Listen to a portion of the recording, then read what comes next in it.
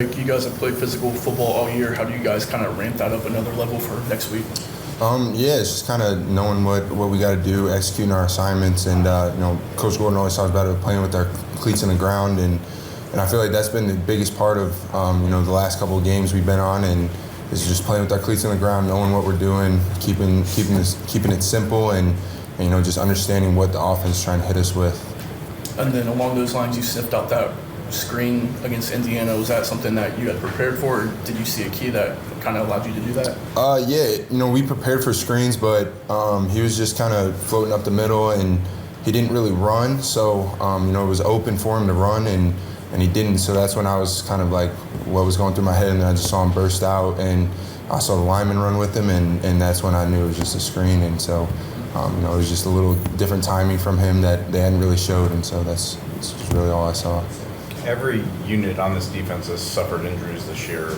What's allowed this group as a whole to stay together, continue to play at the level it has? Yeah, I think it's just, trusting everyone around you. You trust the guys behind you, the guys in front of you.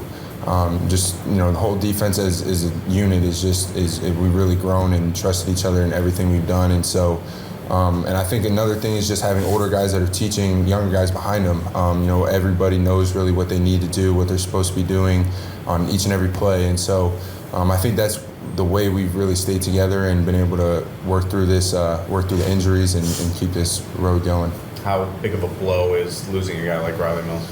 Yeah, you can't really replace him, like a leadership, on the defensive line.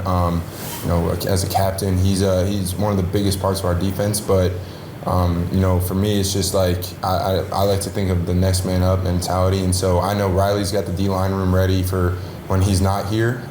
Even like if he was preparing him for next year, and then he gets hurt, and now next year's come a little quicker for some people, and so he was out here yesterday coaching everybody up.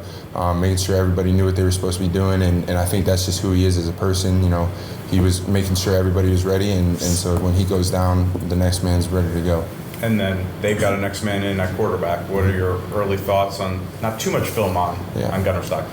He's obviously a good quarterback. If he's going to be the backup quarterback at Georgia, now he's a starting quarterback. Kirby Smart's obviously knows he's ready, and the quarterback coach is going to know he's ready, and so. He looked good in the Texas game when we watched him. It's hard to tell based on little film there is of him, but obviously maybe a little bit more of a runner. But that's just the hard part, is kind of figuring out what he's going to do well in the game and making adjustments. Georgia enters this matchup fully healthy on the offensive line. How do you plan to handle Georgia's just successful running backs this season? Yeah, they're really good. They make space and make people miss in space, make people miss in the hole.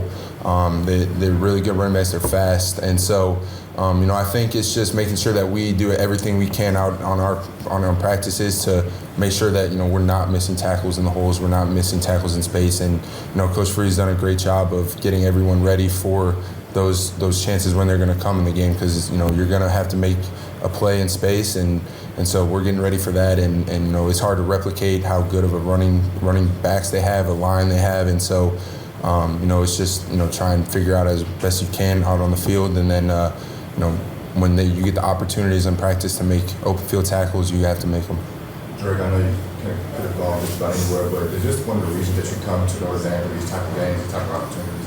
Yeah, this is really what I came for. The playoff system wasn't here yet when I committed here, but I thought Notre Dame was on the up and come up, and I'm excited about where we're at as a program right now, especially we're in the playoff second round. We got to face Georgia, who ever since I was growing up was always in the SEC championship and national championship contender, and so it's exciting to be able to play in these type of games. And what do you hear from the veterans, Howard Ross, Jack Kaiser, these guys on the defensive side of the ball or offensive side? What do you hear from them about the preparation, about the mindset for this game?